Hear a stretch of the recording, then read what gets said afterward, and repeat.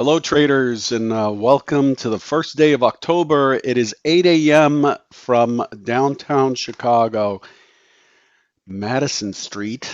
This is episode number 1849. I want to remind you that derivatives trading involves substantial risk of loss and is not suitable for all investors. Past performance is not necessarily indicative of future results. In case we talk about statistics or historical probabilities. Um, First of all, just let me know if the sound is too hot, too low, whatever it is for you. We want it to be nice and loud, but no distortion. It's hard for me to tell as Windows loves to adjust my sound settings all the time. It's moody in that way. Anyway, today we're coming in and the market is allocating to risk mostly. The NASDAQ is up 1.29%, 147 and a half points, trading at 1150, 11,557.50 or so. And gold is up. It's over the $1,900 mark, trading at 1911 plus $15.60 or 0.85%. The S&P is it you would think it'd be opening in a gap up 26 points, but actually the sell-off on the close yesterday really had a wide range. We pushed all the way through to through the low of the morning or the initial balance. Quite the swing down, but of course that's yesterday. In case you were taken aback by all that selling and the action on the close, well, guess what? It's quarter end. It was the last day of September, end of month, quarter end. And that's just part of the window dressing, hedging, profit taking, all that stuff to secure whatever the managers need to show for their particular fund. The product that's taking a hit today, crude oil, trading at 39.33. We're trading in November crude, down 89 cents or 2.21%. The bonds are off. The DAX is off. Interestingly, the dollar's off. The dollar's down 28 and a half cents. The dollar index trading at 93.64. The euro stocks are down 7 points. The 10-year note is down 8 big ticks, and the Bund is down 28 ticks. So overall, we're leaning towards risk allocation, and the high is interesting in the ES. The high is interesting. We'll talk about that in just a minute. I feel like my voice is getting scratchy. It's getting colder here in Chicago. The weather flips, and I often end up with some sort of a sore throat. 1 second. Anyway, what's on deck in the calendar for today? We did get personal spending and personal income this morning. There were personal spending came in stronger, 1% versus 0.8. Personal income came in worse, negative 2.7%. Spending more, earning less. Versus negative 2%. Initial claims came in better at 837,000 versus 855,000. Although that number is, of course, still historically higher than we've ever had it. What's left for today is manufacturing PMI, the market manufacturing PMI number that comes out 15 minutes after the open, and at the top of the hour, at 10 o'clock Eastern, we have construction spending month on month. We have ISM manufacturing for September, prices, new orders, and employment. We have ISM manufacturing PMI. Then we have Feds Williams at 11. And then that pretty much wraps up the day for us. Tomorrow is the big day. Tomorrow is non-farm payrolls and unemployment in the U.S. We also get the inflation rate in Europe. Big jump just now in, wow, this NASDAQ is just ripping. There's just a lot going on tomorrow. Michigan sentiment final and so on and so forth. Tomorrow's a big day in terms of releases. Let's dive right in into what was expected yesterday. Again, we do this just to hold ourselves accountable and to remain in contact with the narrative of the story of the market, because that's what we trade. Yesterday, the primary scenario is it's likely to push higher into 44, but looking for failure into the high volume node we've been stuck at 40, 33.40, and was looking for this to rotate down. This is based on the fact that we moved the point of control lower, lower high in the day session, and in the overnight session put in an excess high and a parabolic move down. The expectation is sellers are likely to come in and sell in the 44, 45 area. I was looking for it to rotate down to 17, 18 again, potentially to 92 once again. That did not happen at all. Here's what took place yesterday. We did get the quick push into 44. There it is, 44 and a quarter. And it started to rotate down, held the mid, and then we have continuation. Yesterday's open looked a whole lot we saw some driving behavior. Those of you who are at Convergent, that was the first comment of the day that we're seeing pretty strong driving behavior in the morning. Look at that open, just an immediate push higher, a little pullback, and then we have our first impulsive move of the day, 24.75 points. And so you stay off, and we are above. We've broken the one-time framing down on the daily. Remember, the day before had a higher high and then a lower high on Tuesday, and we broke this high, which ends our what we call 1TF, one-time framing down, is broken on the daily. So that's when the caution shorts flag went up. I posted that again in the Head Trader channel on Convergent Trading, stating that you want your shorts to be very, very quick. Yesterday, you want your shorts to be to come off quickly. In other words, scalps, very short time frame. You want to lean on the long side. The market had very poor rotational behavior, right? It really did not rotate back and then push higher, then rotate back into the consolidation before it, push higher, rotate back into the consolidation before it, rotate higher. This when it does that, it gives us a very clear and well-defined zone to control our risk on. There are zippers in here that we could lean against. You could see there's a lean into a zipper right there, but really looked kind of messy in real time on the hard right edge. We extended the initial balance up.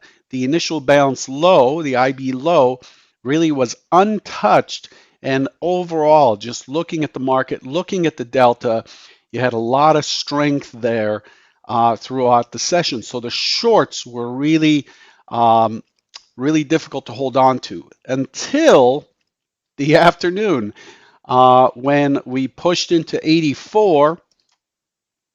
We pushed into 84, and then we started to impulse down. See this impulse here, 27 points. Remember, negative 15 is considered an impulse in this environment. And we are pushing 27, and this tells us that the game may be over for the long side, and to become cautious or to pull back, to switch gears into neutral. Generally, the market, think of it like a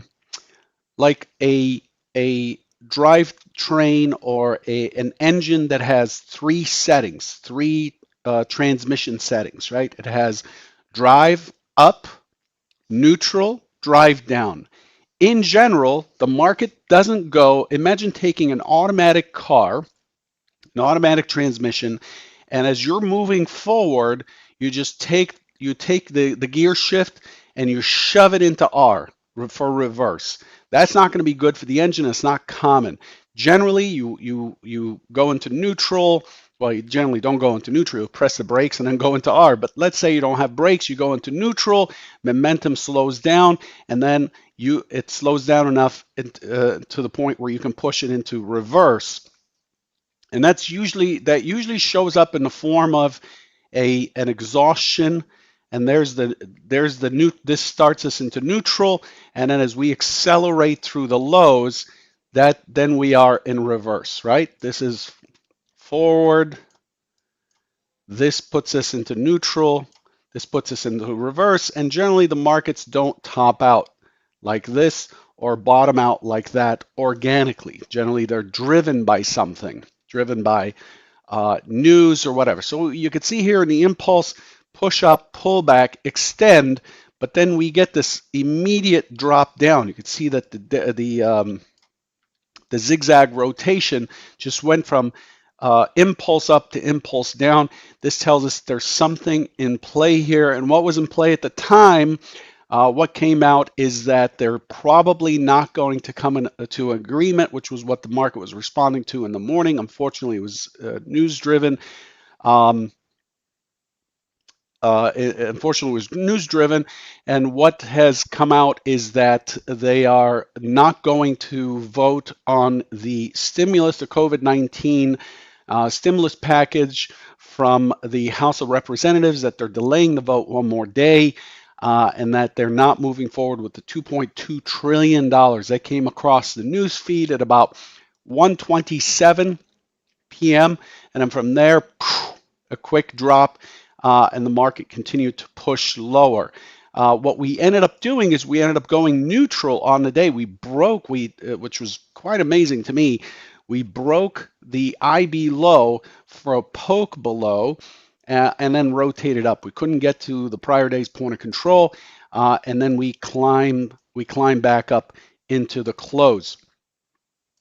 So overall, just a very, very choppy. It looked like we're going to head into a trend day up, which is what we had early, and then it basically fell into balance, giving us a valid value area for today. Okay, and so that's where we are. And currently, the market's trading at 33.76, which is value high from the prior session. And there's a lot going on. You can see this delta just turning over here. I sold, I think on the close, I sold in this area here, and it just looked terrible. It looked like it was just going to squeeze back up to the scene of the crime way up here, and then finally it rotated down, probably a terribly executed trade. Terribly executed trade, which ended up, the end of month ended up saving me. Here's what we've done overnight. The volume overnight is higher than the most recent average, so to speak, but not terribly high. What we have is a big P-shaped profile. This is a short squeeze kind of configuration. The market basically stair-stepping its way up and has found equilibrium at the top, remained above VWAP test and remained above VWAP in mid throughout the session, and now kind of giving it up a little bit as we head into today's open. This is an interesting kind of configuration. Remember, we move the point of control higher. We are moving up above, and I switched, by the way, I switched the composite, this composite, the orange profile, the big profile. It now starts as on a fixed date. It starts on Christmas Eve of 2018, so December 24th. 2018, you could see the prominent point of control here at 3340, or high volume node at 3340, and we have shifted away from it. Chances are we're likely to push back to 3360, which was the next big area down. 3360 happened to be the point of control yesterday. We are likely to test lower before we decide what to do next. The market has found equilibrium at the top end of yesterday's range and is moving lower, breaking this very kind of not a very strong trend line, although I did start it from way back here earlier. Not a very strong trend line. It only has 2 touches, but it looks like it's breaking through a little bit. Delta is positive. The overnight inventory is 100% long, 100% long in this situation. We expect some sort of correction here. We do have this point of control and the high volume node at 60. I'm expecting a test of that area. Okay, a quick glance at the composite. So here's the composite profile. Here's the composite profile. This each bar represents a full pit session going way back to 2015. And this shows us the overall picture of what we're doing. And we could see that one of the things I wanted to kind of show you is yesterday got pretty close to the midpoint of this entire sell-off from the all-time high. That number is 3387.50. Again, 3387.50. Okay, so that's the RTH only midpoint or 50% point. So below here, technically below here, the selling is still viable. There's a pretty decent probability of a rotation down. Above here, we start to move into the 62%. The probabilities of rotating down become smaller and smaller. We still have a gap beneath us. So a weak structure beneath us, and we had an excess high yesterday. We tested all the way up and we had a clean and clear excess high. So my expectation into the overnight session is it's likely to push higher, but end up failing below 33.40. So when I left yesterday afternoon after the close, my expectation, my last comment in the Convergent Trading Head Trader channel is I'm expecting that the push higher would likely fail when Europe opens. I would expect it to rotate down and through 33.40 because of this excess. And what we're doing is we traded overnight. We pushed this excess and got to an overnight high of 33.88. So 87.50 is the midpoint of the entire sell-off, and we got to 88. We're testing this. We tested the midpoint, the 50% pullback fib by 2 ticks overnight. This is going to be an interesting battle area for today. I still see an excess. I still see value remaining below 44, 45, and I'm still expecting the market to rotate back to 40, at least to 60, but I'm looking for it to rotate back to 40. If I'm wrong and it pushes during the day session, it pushes through this 88 and is well bid, then it is very likely to quickly push above to 34.03, I believe the next high volume node right here, 34.05, and then from there, 34.32, taking out the pullback high of 14, this double top 14.19, and that's the overall narrative. So when we look at this profile, this microcomposite profile, we see where the lines of battle are drawn, and we are in one right now, this microcomposite low volume node right here in the 70 area. We have an excess high. If sellers are unable to pull it back to 40 today, selling is likely to be in trouble. That's the conclusion of everything I just said. Okay, if you didn't understand a thing that I just said, all what you need to focus on is the sellers have the best opportunity today to rotate this down to 40 and squeeze it back down to 17. If you recall from yesterday's analysis and the days before, looking at the narrative, they're unable to push back to 17 and then to push for the gap fill. Today is the day sellers need to kind of battle here. This is like the Civil War U.S. For those of you who are Americans and remember the Civil War, this is the Battle of Antietam here today. They're going to have to take this territory back today. If they don't and they push above that 88, the overnight high, it is very likely to get over the 3,400, and the next area of attack is going to be 34.05 and then 34.19, and then from there 34.32, and then we end up in this low volume zone which allows us to drift, which is likely to allow us to drift all the way back up to 34.90. So sellers need to step it up and step in here today or tomorrow. Tomorrow we do have non-farm payrolls, and so the story goes. It's been 20 minutes. I've been gabbing a lot, but this is the big picture, okay? So we've moved from balance right here. We had really good balance down here to the high volume node balance and built really good balance up here. We poked above yesterday and came back, and we are opening above today. So if it doesn't come back today, these sellers are going to likely to be exhausted, and we are likely to push higher. Caution if you're short, in my opinion. Again, caution if you're short. It is likely to push higher if we don't uh, uh, trade this wick back down to 44. Then the shorts, the swing shorts, are likely to fuel the push up. That's the biggest point I want to make. Let's take a look at what's expected for today and wrap this up. When there's structural action like this, there's just a lot to talk about, and I don't want to just blurt stuff out without you understanding where it's coming from. Because the goal here is not to give you an answer. The goal here is to help you come to your own answers. So this morning, we are opening in the overnight point of control in the full session VWAP on the upper end of the range. We're opening right against value high, so we're likely to be opening in range in value.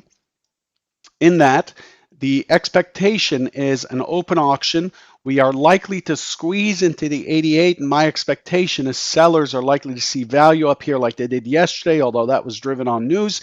And we're back at the scene of the crime. And I'm looking for it to rotate back down to 33.60 here. And if it doesn't hang on, and if it doesn't bounce off of 33.60, we are likely to squeeze back down to the 44.40 area. So down here, 44, remember 44 from yesterday, to 40. Okay, so if we don't hold this 60, we are likely to go to 44, 44, 40. I'm not sure which side it'll bounce on, but that's how it is likely to play out. The secondary is an immediate balancing of the overnight inventory, a push down, a squeeze into this 65 area or so, this low volume node, 65, 63. Balance, poke the point of control, and then we have our impulse higher, and that's where the short squeeze begins. Impulse higher, squeeze through the 88s, and then start working towards 3400, 3405, and finish up here. Actually, I expect it to finish below 3400 on the balance. Tomorrow is non-farm payroll, so I expect these guys to balance out their risk or hedge their risk elsewhere using futures. So I'm looking for selling on the close if we do push higher. Those are the two main scenarios today. We're opening in range and value. I'm not going to throw up other scenarios. Do you get this? Do you follow the story? I hope you do. There's a thread that I created yesterday as a result of watching our risk board, the risk board at EdgeClear. And I hope you guys, were able to catch it. If you don't have Twitter, you can go to twitter.com/futurestrader71. I pinned it. I really suggest you take a look and read the thread and retweet it if you're a Twitterer. And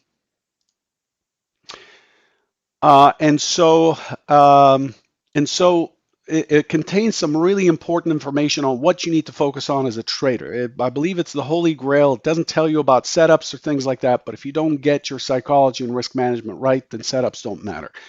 I hope you're gaining something every day by being here. Good luck. We're going to be at our 1,850th episode tomorrow, and we're going to be asking you where you're hailing from as well. It's that time of the month. Good luck, and I'll catch you tomorrow morning. Big day tomorrow. Take care.